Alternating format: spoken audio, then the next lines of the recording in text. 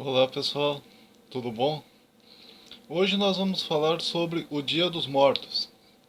Há pouco tempo atrás nós estivemos comemorando o Halloween, né, e eu tratei aqui sobre a religião Wicca. E hoje nós estaremos tratando sobre o Dia dos Mortos. É evidente que eu faço esse vídeo com muito respeito para com as pessoas que perderam seus entes queridos, que estão chorando o falecimento, a partida, enfim, de seus entes amados. Então, esse vídeo eu trato aqui sobre uma reflexão, né, acerca do Dia dos Mortos, acerca da existência de uma alma. E eu deixo aqui no ar desde agora essa pergunta: você acredita que existe vida após a morte? Ou você acredita que assim que morremos termina tudo?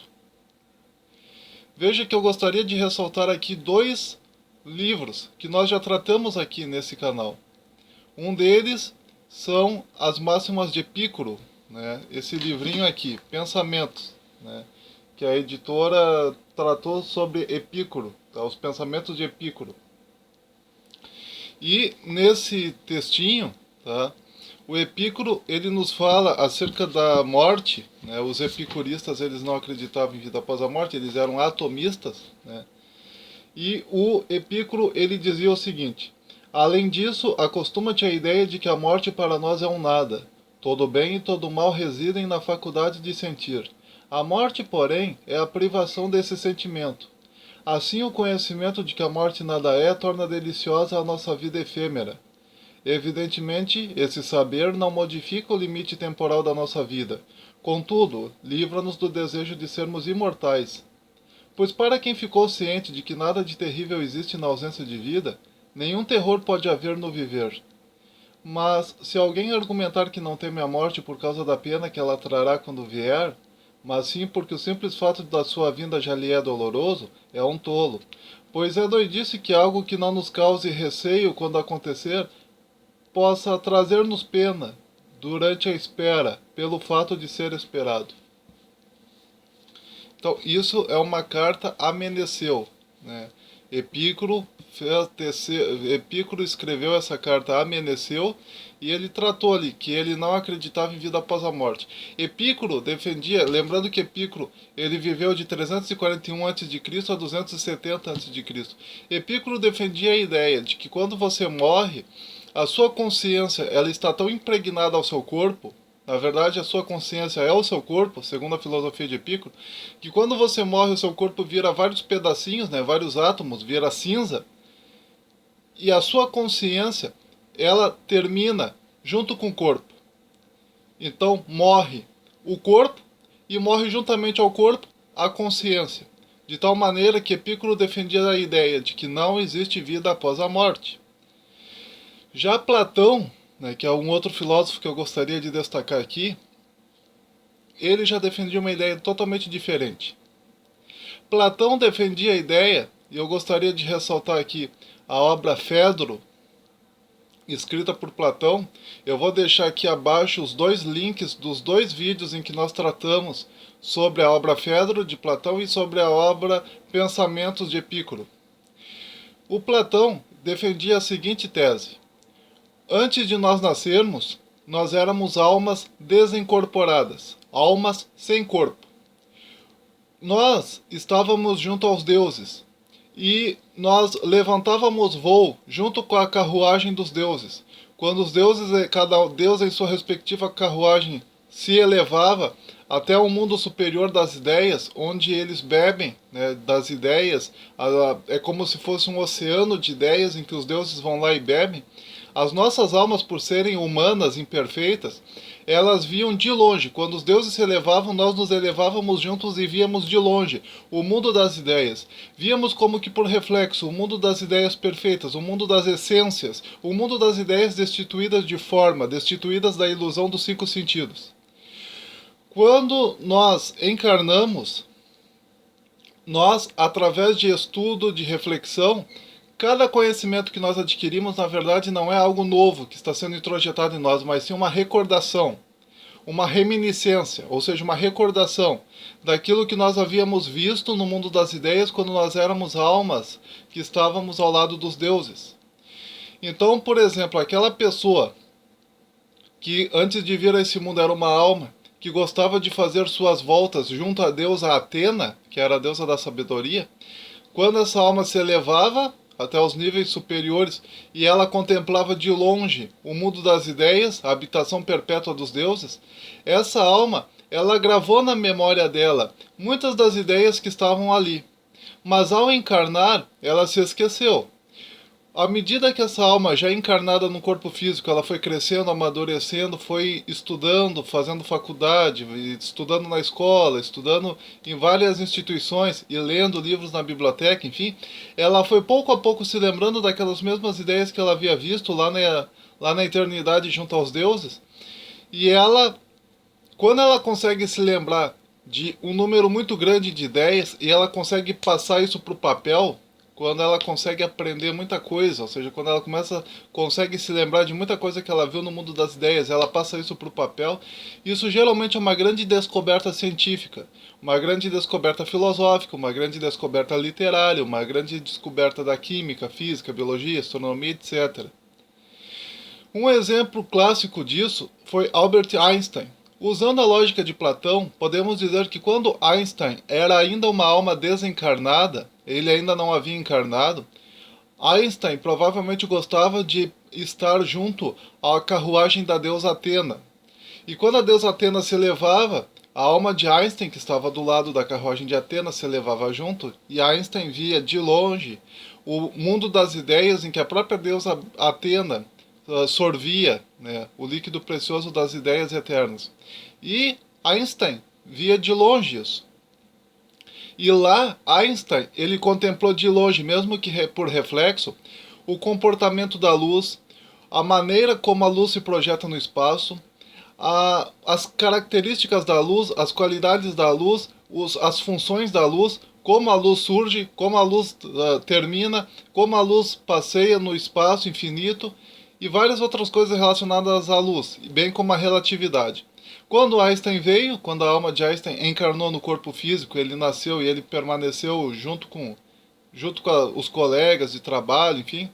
À medida que ele foi lendo livros sobre física e foi estudando na faculdade, ele foi pouco a pouco se lembrando, mesmo que de maneira imperfeita, de todas aquelas fórmulas perfeitas que ele havia contemplado no mundo das ideias. Quando ele passou para o papel, mesmo que de maneira imperfeita, aquelas mesmas fórmulas que ele havia contemplado de maneira perfeita quando estava na eternidade, essas fórmulas, assim que foram passadas para o papel, representaram um grande avanço no desenvolvimento científico do ser humano. Representaram grandes descobertas, grandes avanços, grandes aprimoramentos da espécie humana, a nível intelectual. Então, ainda continuando com a ideia de Platão, Platão dizia que quando você morre, a sua alma, se você foi uma pessoa comum, uma pessoa que não praticou nem o mal e nem o bem, foi uma pessoa comum, depois que você morre, a sua alma é lavada nas águas do rio do inferno, as águas do rio Estige, e você é purificado de todos os males que você fez na sua vida, de todos os traços terrenos que você teve na sua alma, e você encarna novamente, a fim de executar uma nova missão. Se ao longo da sua vida você foi uma pessoa muito ruim, assim que você morre, a sua alma deixa de existir, porque os próprios deuses acabam destruindo a sua alma depois que você morreu. Porque os deuses não permitem que a alma de uma pessoa muito ruim, um assassino, um bandido, um homem muito cruel, permaneça existindo de eternidade a eternidade. Então, os deuses matam essa alma e dão a ela a inexistência. Ela passa a eternidade inteira sem existir mais. Ela não existe mais, ela vira pó. No caso de uma alma, de um indivíduo que sempre gostou do conhecimento, da sabedoria, da leitura, da análise, de tentar descobrir a essência das coisas, o motivo das coisas, a causa de todas as coisas. Essa pessoa, por ser um filósofo, por se dedicar à filosofia, por aderir à filosofia, a própria filosofia, ao longo da vida terrena dele, purificou a alma dele de todas as imperfeições terrenas causadas pela ilusão dos 5 sentidos. Dessa maneira, quando tal indivíduo morre, segundo a concepção platônica, a alma dele já foi tão purificada pela filosofia, pelo conhecimento filosófico, que a alma dele recebe asas, e com essas asas ela pode ir ao mundo dos deuses e ao mundo chamado de Campos Elíseos, que nada mais era do que o paraíso na concepção grega. Lembrando que na concepção grega, tanto os Campos Elíseos quanto o Tártaro, que era o lugar de sofrimento das almas penadas, digamos assim, ambas ficavam na parte chamada Hades, o reino de Hades, que ficava debaixo da terra. Lembrando que as almas dos indivíduos que eram muito cruéis, elas eram destruídas nas águas do Tártaro, né? Que era uma outra parte do Hades, onde a alma do indivíduo era destruída segundo a concepção platônica. Lembrando que essa era a concepção platônica, não era a concepção de Hesíodo na Teogonia e nem a concepção de Homero na Ilíada e na Odisseia. Quando você analisa as obras Teogonia, Trabalhos e Dias de Hesíodo, bem como a obra Ilíada e Odisseia de Homero, você vê que eles tinham uma visão totalmente diferente daquela defendida por Platão, né? Então, hoje em dia, podemos considerar que as concepções platônicas, a concepção da reminiscência, de que você não aprende nada ao longo da sua vida, você apenas se lembra, né? Todo o conhecimento que você adquire, toda experiência nova, no fundo, não passa de uma mera lembrança daquilo que você viu quando estava na eternidade junto aos deuses. Então, por essa lógica, nós, ao longo da nossa vida, lutamos apenas para nos lembrarmos. E a melhor maneira de nós nos lembrarmos é lendo, estudando, pesquisando. Isso segundo o próprio Platão. Pesquisar, ler, refletir, buscar conhecimento, interagir com pessoas que tenham um bom domínio de conhecimento, a fim de que as nossas almas, dessa maneira, possam se lembrar daquilo que elas viram na eternidade, no mundo das ideias, e, se possível, se dedicar à filosofia, né, a leitura de livros filosóficos, palestras filosóficas, debates filosóficos, audições filosóficas, a fim de que a sua alma seja purificada já nessa vida, para que quando você morrer, a sua alma possa habitar os campos elíseos. Isso na concepção de Platão. Então hoje, nós podemos dizer que muitas das religiões que existem no mundo hoje, tá? Elas defendem uma concepção parecida com a definição de Platão. Talvez elas não sejam nem reencarnacionistas, tá? Mas elas defendem sempre algo parecido com a concepção de Platão, de que quando você morre, você permanece vivo, alguma parte em você permanece viva, chamada alma, né? Permanece viva e você habita mundos superiores.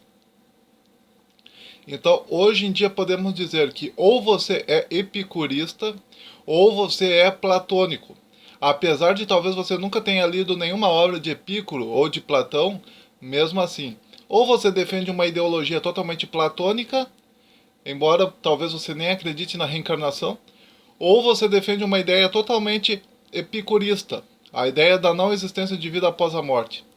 O Epicuro, se nós convidássemos o Epicuro e o Platão para se sentarem aqui juntos, tanto o Epicuro quanto o Platão, eles iriam defender a mesma ideia de que você tem que gastar a sua vida de maneira sábia, inteligente, lendo bastante, pesquisando bastante, porque o Epicuro, apesar dele não acreditar numa vida após a morte, ele defendia a ideia de que aproveitar a vida não é você jogar fora através de promiscuidades, através de glutonaria, bebedice e coisas do gênero. Tanto é que se conta que o Epicuro, apesar de não acreditar em vida após a morte, ele morava numa casa simples e ele tinha como líquido mais precioso dele um copo d'água. Essa era a coisa mais preciosa. Enquanto os gregos bebiam vinho, ele bebia um copo d'água. Para ele, a bebida mais elevada era água, tá? Então, apesar do Epicuro não acreditar em vida após a morte, ele dizia: você tem que viver de maneira virtuosa essa vida, exatamente para aproveitá-la de maneira virtuosa, exatamente porque essa é a única chance que você tem de viver. Lembrando que Epicuro acreditava nos deuses, mas não acreditava em vida após a morte. Platão dizia a mesma coisa, que você tem que viver uma vida virtuosa, mas para que, assim que você morra, você possa habitar os campos elíseos. Então eu deixo aqui para vocês essas questões. Você acredita que Epicuro estava certo? Ou você acredita que Platão estava certo? Você acredita no conceito atomista de Epicuro, de que quando você morre tudo termina?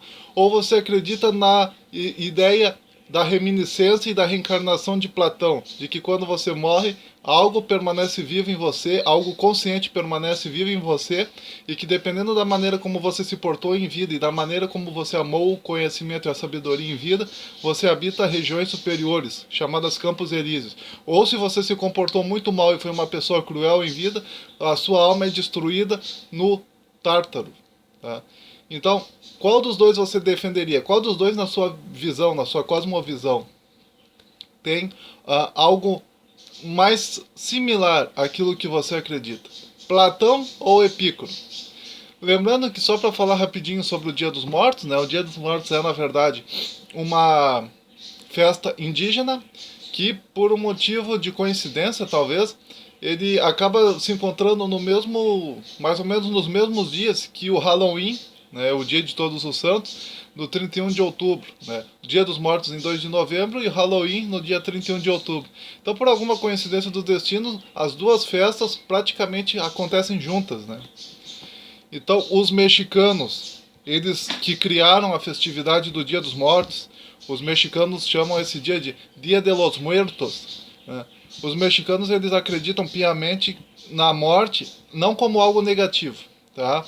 Na época do Império Maia, às vezes eles pegavam a múmia dos mortos e colocavam em praça pública múmias de mortos que tinham morrido há muito tempo, para que feiticeiros, né, sacerdotes, enfim, pudessem interagir com os espíritos que haviam dentro dessas múmias e eles pudessem prever o futuro dos vivos, através dos espíritos que estavam dentro dessas múmias.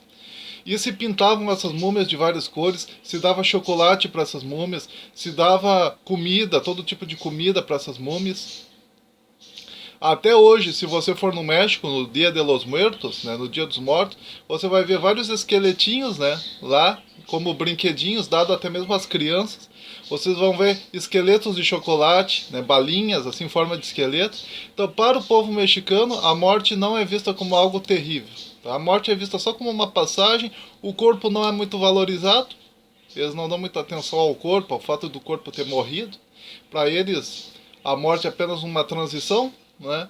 Então, para eles, a morte é até mesmo algo festivo. Eles até mesmo fazem festa no Dia dos Mortos.